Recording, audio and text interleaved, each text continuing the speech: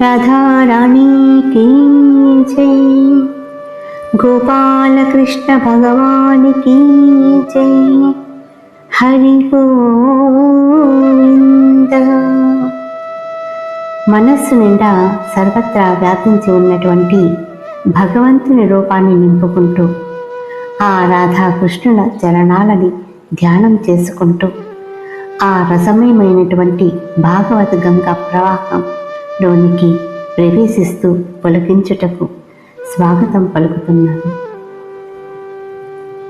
రాధాదేవి యొక్క కృపని మనం అర్థిస్తున్నాము. ఆ స్వామిని మనలని స్వీకరించమని ప్రాధేయపడుతున్నాము. మనలని తరింపచేయమంటూ ఆ కరుణామయిని వేడుకుంటున్నాము. రాధారాణి మనల్ని కనుక అడిగితే, నువ్వు ఏ అధికారంతో నా శరణు కోరి వచ్చావు, నువ్వు ఏ అర్హతతో నా చరణాల దగ్గరికి వచ్చావు, నా కరుణను వేడుకుంటున్నావు అని అంటే, రాధారాణి మనల్ని కనుక నువ్వు ఏ అధికారంతో నా శరణు కోరి వచ్చావు, నువ్వు నా కరుణను పొందేటటువంటి అర్హతను పొందడానికి ఏం పని చేశావు, నువ్వు నా నుంచి కృపాదృష్టిని కరుణని ఆశిస్తున్నావు అని అంటే, రాధారాణి చరణాల దగ్గర కూర్చుని ఇది మాత్రమే చెప్పాలి. హే రాధారాణి, హే స్వామిని, నేను విన్నాను నువ్వు ఎంతమందిని ఉద్ధరించావు, వారందరినీ కూడా నీ యొక్క కరుణతోటి ఉద్ధరించావు. ఎంతో కఠోర నియమనిష్టలతో జప తపస్సులు చేసినప్పటికీ కూడా నీ యొక్క కృపను పొందడం సాధ్యం కాదు. సాక్షాత్తు బ్రహ్మ, శంకరుడు, సనకాది మునులు నీ యొక్క చరణ ధూళిని పొందడానికి తపిస్తూ ఉంటారు. బ్రహ్మదేవుడు అంటాడంట, ఈ బ్రహ్మ పదవి తీసుకో, నాకు బృందావని, బర్సానా, వ్రజ్ మరియు రాధారాణి చరణ ధూళి ఎగిరి వచ్చి నా నుదుటని అలంకరింపబడాలని కోరుకుంటూ ఉంటాడంట. ఆ ధూళి ముందర బ్రహ్మ తన పదవిని కూడా తుచ్చమైనదిగా తలుస్తాడంట. ఎంత సుఖము ఉంటుందో కదా ఆ చరణాల విందాల దగ్గర.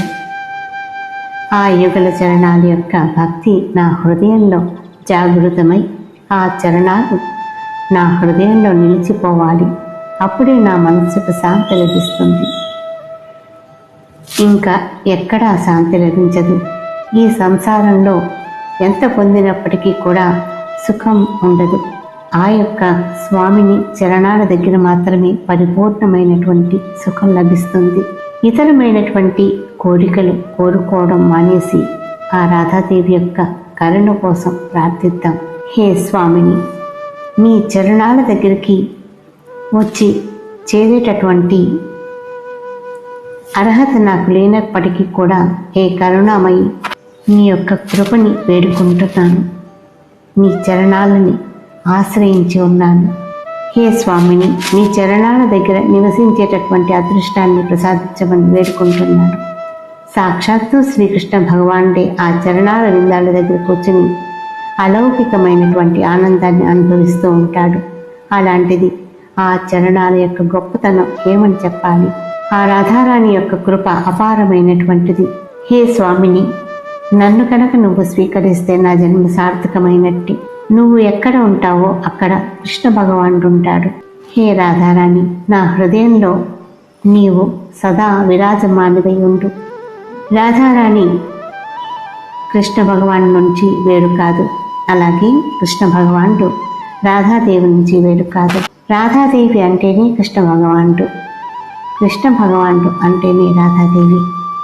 ఆ ప్రేమ స్వరూపాలు తనువులు వేరైన మనసులో ఒకటే. వారిరువురిని మన మనసుల్లో నిలుపుకుంటే మన హృదయాలు ప్రేమమయమై ఆనందాన్ని అనుభవిస్తాయి. అలౌకికమైనటువంటి ఆనందాన్ని సదా అనుభవిస్తూ ఉండాలంటే ఆ యుగల చరణాలను మన యొక్క హృదయ పలకం మీద ముద్రించుకోవాలి, సదా ధ్యానిస్తూ ఉండాలి. హే కరుణామయి, నీ యొక్క కృపా వర్షాన్ని మా మీద సదా వర్షింపజేస్తూ ఉండు. అందులో తడిసి మేము పునీతులమయ్యేలాగా మమ్మల్ని అనుగ్రహించు. రాధారాణి కీ జై, గోపాలకృష్ణ భగవానికి జై. హరి గోవింద.